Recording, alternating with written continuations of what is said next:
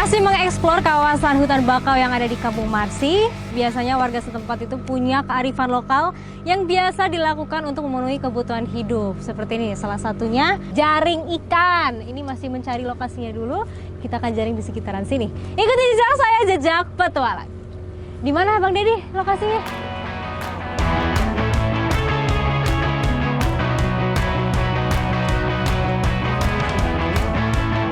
Memacu perahu berangkat menuju anak sungai. Sampailah kami di titik jalur migrasi ikan. Oke, ini jaringnya sudah kita tebar. Total panjangnya sekitar 200 meter ya Bang Deddy.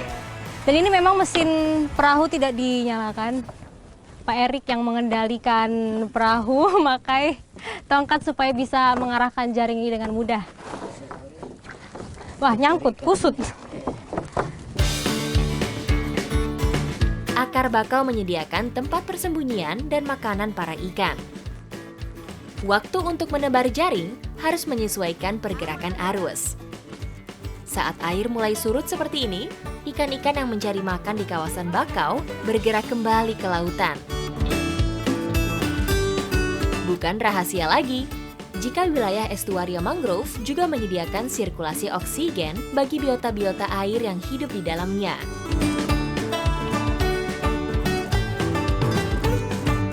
Jadi memang harus pelan-pelan, jangan sampai kusut, kalau enggak nanti dia tersangkut-sangkut. Udah terlihat rapi seperti ini saja, saya masih kusut-kusut ini. Harus cepat memang. Ya Bang Deddy? Nah ini udah mau habis nih jaringnya. Kalau udah mau habis begini, kita pasangnya melingkar. Kita kepung ikan-ikan. Jaring pun terpasang sempurna membendung anak sungai. Cara toki-toki atau memukul-mukul air dengan kayu menjadi cara menakuti dan menggiring ikan menuju jaring.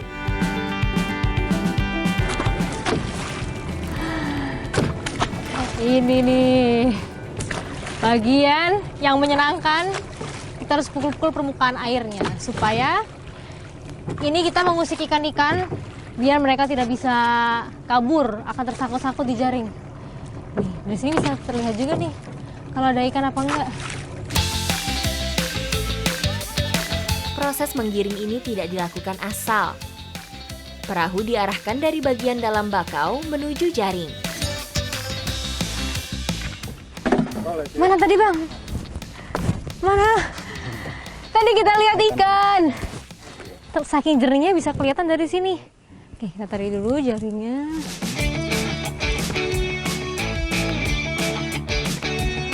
Target kami adalah ikan-ikan berukuran sedang karena lubang jaring yang tidak terlalu rapat.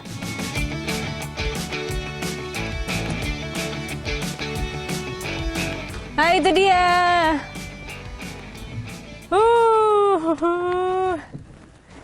Ini seperti ikan julung ya? Ikan apa ini? Ikan biasa di sini, ya, ikan walo-walo. Walo-walo. Ini dia. Saku. Sako. Ikan yang juga disebut julung-julung ini memiliki ciri khas di moncongnya. Dapat ikan. Ikan pelagis ini dapat hidup di air laut atau payau, sehingga tidak jarang ditemui di kawasan Sungai Bakau. Oh, giginya tajam sekali. Ini dia ikan sako. Selain moncongnya panjang, dia punya gigi terlihat tajam sekali tadi. Sebelum hari semakin gelap, kami harus bergegas menggulung jaring. Yeay, dapat ikan lagi. Ikan apa nih Bang? Ikan lasi. Lasi. Ikan lasi. Licin sekali dia Bang, hati-hati. Ikan lasi termasuk spesies ikan yang hanya dapat ditemukan di perairan Papua dan Australia. Hewan ini hidup di perairan tawar dan muara seperti kawasan bakau ini. Belum habis jaring ditarik, kita sudah dapatkan beberapa ikan. Bang Deddy, boleh nggak nanti saya minta ikannya? Boleh ya? Saya mau masak-masak tapi selesaikan dulu ini. Tarik jaring dulu. Ikuti jejak saya, jejak petualang.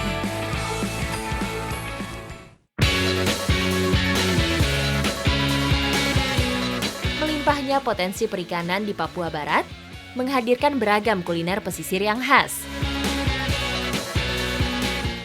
Nah, hari ini ikan-ikan ini mau kita olah masakan apa, Mama?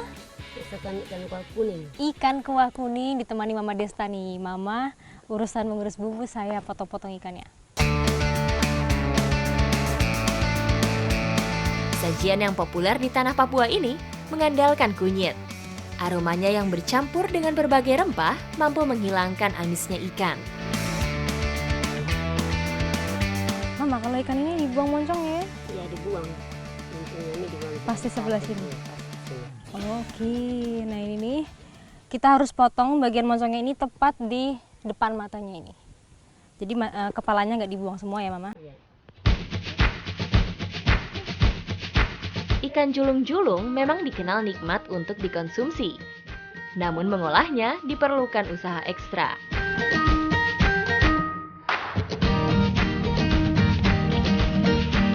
Setelah semua bahan siap, bumbu halus ditumis dan masukkan ikan hingga bumbunya meresap.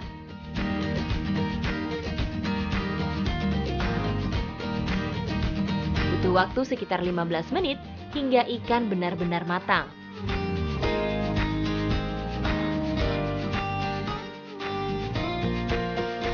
Ini dia ikan kuah kuning buatan saya dan Mama Desta sudah siap santap. Dari tampilannya dan aromanya, sedap banget. Udah nggak sabar nyobain, Mama. Yuk Mama makan yuk.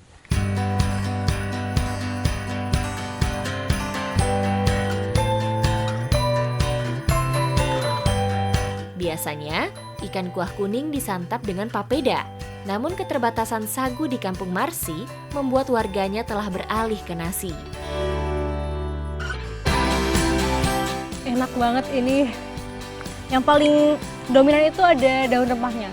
Wangi dari lemon purut sama daun salam. Luar biasa, Mama. Nambah terus nih. Kuahnya saya habisin ya.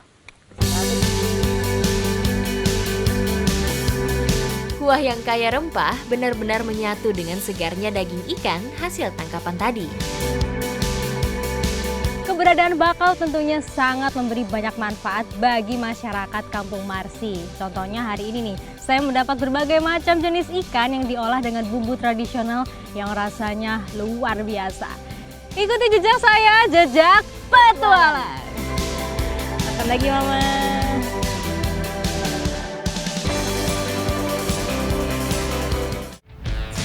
Ekspedisi paru-paru dunia Jejak Petualang membelah belantara hutan mangrove masih berlanjut.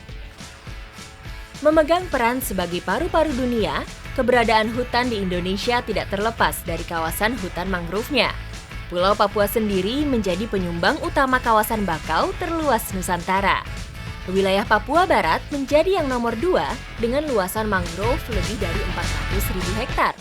Tumbuhan tangguh ini merupakan satu-satunya tanaman kayu yang dapat hidup di ekosistem air asin. Sebagai salah satu paru-paru dunia, pohon mangrove bisa menyerap gas karbon 5 kali lebih banyak jika dibandingkan dengan jenis pohon lainnya. Pada proses fotosintesisnya, pohon bakau tidak hanya melepaskan gas oksigen ke udara, melainkan juga ke air melalui akar-akarnya. Akarnya yang kokoh menahan ombak juga berfungsi sebagai filter polutan, baik itu yang berasal dari air tawar maupun dari laut. Hutan mangrove memiliki peran penting bagi kehidupan manusia, seperti Pak Erik dan Pak Feki yang biasa memanfaatkan kawasan mangrove ini untuk mencari ikan. Nah, hari ini kita memancing dengan cara yang tradisional. Ikuti jejak saya, jejak petualang. Kami menuju kawasan muara yang merupakan batas antara sungai dan laut. Perpaduan air laut dan tawar ini menghadirkan target tangkapan yang lebih beragam dari kami. Ini kita mulai memasuki kawasan bakau yang ribun sekali. Tepatnya ini sebenarnya muara, pertemuan sungai dan laut. Sungai apa namanya, Pak, tadi? Sisnamoro, Sungai Sisnamoro. Nah, seperti ini, saat-saat ini ikan-ikan biasa bersembunyi juga di akar-akar bakau. Ini kita lagi nyari titik yang banyak ikannya.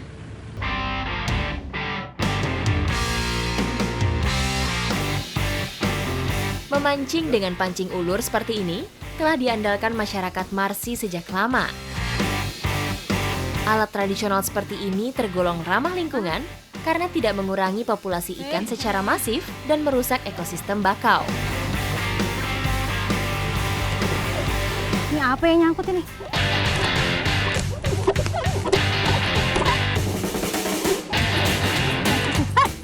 Dapat ikan! Wah, saya dapat ikan! Apa ini ikan apa? Ikan pasir. Ikan pasir. Wah, nggak tahu tadi saya kira nyangkut. Pergerakannya tuh dia lambat sekali, pas sudah sampai atas baru dia tarik senar saya. Ternyata dapat, luar biasa besar juga ini. Tangan saya sama dia lebih besar dia. Mantap! Bapak belum dapat semua kan? Saya sudah dapat. Sombong banget. Ikan pasir biasa berdiam diri di dasar perairan. Jadi untuk mendapatkannya harus menggunakan teknik dasaran. Ikan ini juga disebut ikan pipi atau ikan sebelah karena matanya yang hanya berada di satu sisi. Ah, ini besar ini.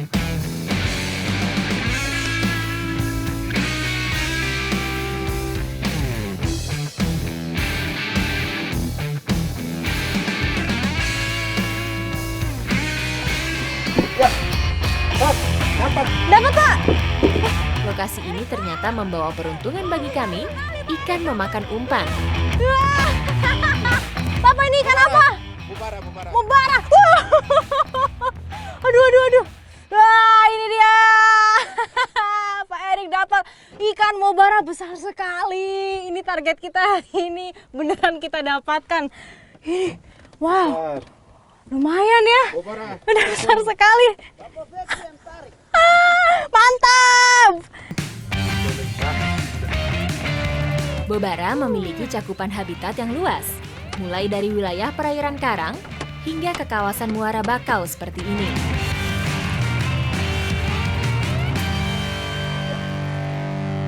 Ya, umpan saya habis.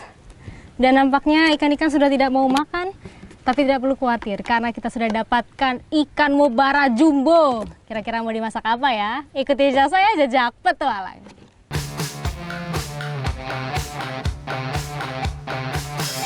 Hasil memancing bisa dimanfaatkan warga untuk konsumsi sehari-hari. Dimasak secara sederhana pun tidak masalah karena ikan yang kami peroleh masih segar dari habitat yang masih sehat. Ikan hasil memancing tadi mau kita olah simple banget. Kalau di sini sebutannya itu para-para. Nah, saya udah bagi tugas sama bapak-bapak yang lain lagi cari kayu bakar. Saya bersihin ikannya.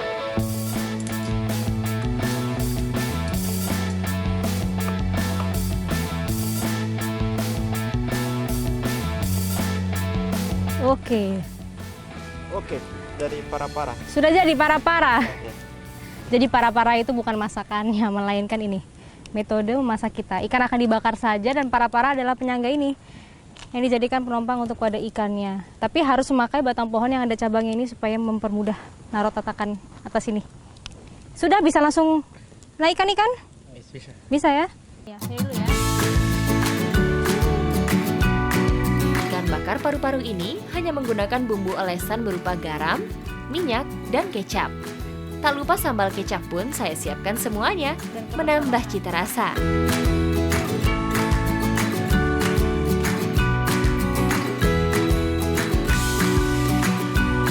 Ini dia ikan bakar para-para lengkap dengan sambal kecap. Sudah tersedia di depan kita.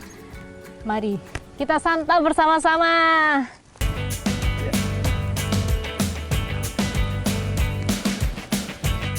Meskipun tangkapan hari ini tidaklah banyak, namun bobara seukuran ini sudah cukup untuk mengisi perut kami. Enaknya bener-bener nggak bohong saya, enaknya ini luar biasa. Kalau dibandingkan sama ikan pasir itu dia teksturnya lebih slimy dan tidak terlalu gurih. Tapi mubara udah ada juicy-nya, rasanya gurih banget ditambah dengan sambal kecap. Wah, enak pol. Bisa merasakan kenikmatan bobara yang didapat saat musim timur seperti ini menjadi bukti kekayaan bahari dan ekosistem mangrove Papua Barat.